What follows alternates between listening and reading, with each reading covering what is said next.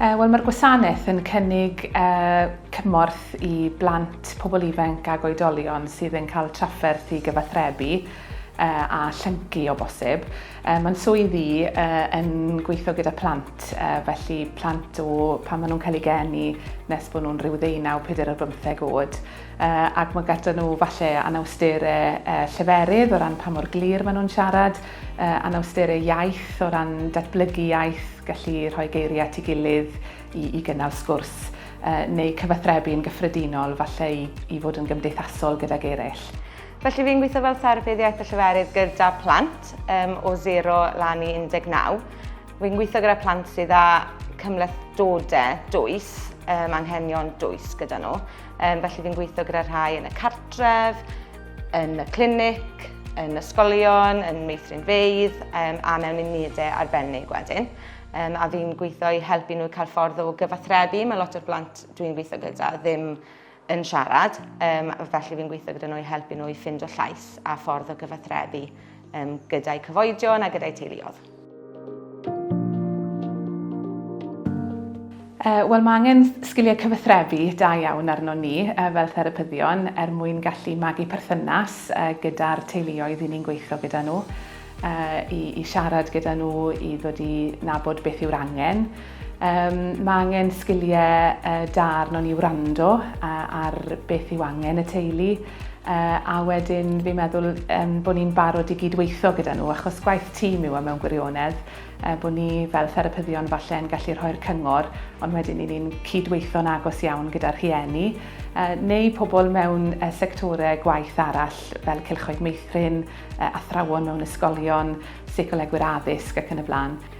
Mae angen bod ti'n berson sydd yn hoffi cyfathrebu a sydd â sgiliau cyfathrebu da. Mae rhaid bod ti'n berson sydd yn eitha patient a mae rhaid bod ti yn gallu problem solfo, so dod lawr i gwraidd y broblem mewn ffordd a ffindo ffordd o datrys problemau hefyd. A mae rhaid i ti wastad fod yn ail-asesu a meddwl beth yw'r ffyrdd gorau ymlaen.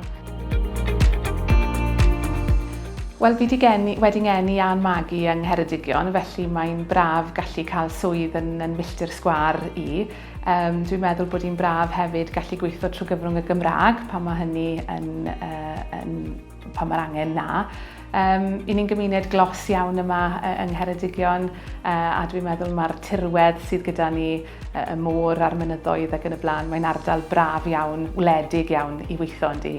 Mae Ceredigion yn lle hyfryd i fyw ynddo, ni ar bwys y môr, ni hefyd gyda digon o mynyddoedd a gwyrddni, a mae gyda ti dinasoedd bach gallu di fynd i hefyd. Mae popeth sydd angen yno ti o fewn Ceredigion. Fi'n lwcus, fi'n gweithio lot lawr y rhewl o Aberteifi a Aberystwyth, a'n gyrru lan y lawr paso yr môr a'r arfordir, a mae fe jyst yn lle hyfryd i fyw ac i weithio yn enwedig ar diwrnod braf. Felly o fewn y gwasanaeth iechyd, mae gyda ti wahanol bandiau, felly ti'n dod mewn ar band 5. Mae gyda ni rhai assistants, cynorthwyr wragedd sydd yn gweithio ar lefel 3 neu lefel 4, a wedyn os ti wedi bod yn y coleg ti'n dod mewn ar band 5, a wedyn ti'n gallu gweithio dy hunan lan. Arbenigo mewn rhwng maes fel fi wedi gwneud gyda anghenion dwys, a wedyn ti'n gallu dod fel fwy o arweinydd hefyd wrth ti symud lan trwy'r bandiau. Felly mae gyda ti sgôp da i gallu symud fel la. Mwyn gweithio fel therapydd iaith a lleferydd, mae angen i chi ddilyn cwrs gradd yn y maes i ddechrau. Ac mae yna 2 gwrs yng Nghymru ar hyn o bryd, un ym Mhrifysgol Metropolitan Caerdydd a'r llall ym Mhrifysgol Wrecsam yng Ngogledd Cymru.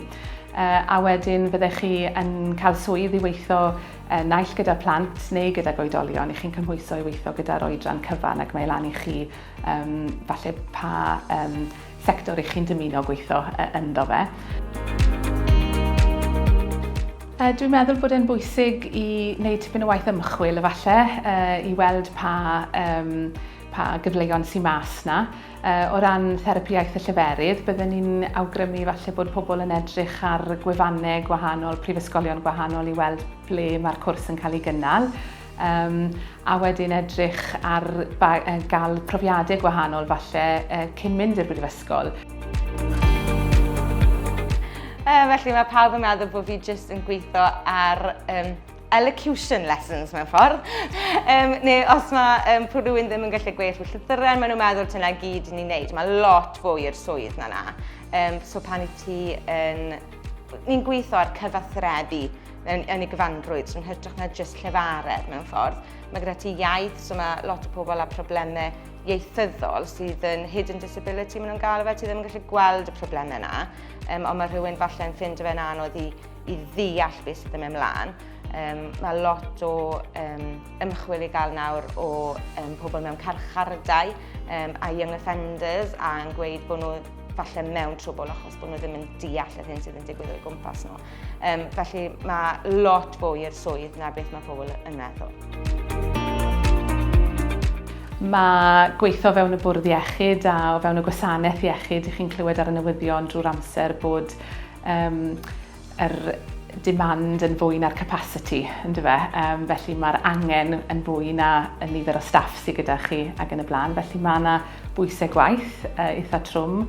Mae cyllid wrth gwrs fel sydd hefyd yn unrhyw wasanaeth cyhoeddus yn gallu bod yn broblem. I ni'n ddibynnol ar arian wrth y Llywodraeth wrth gwrs sydd datblygu gwasanaethau.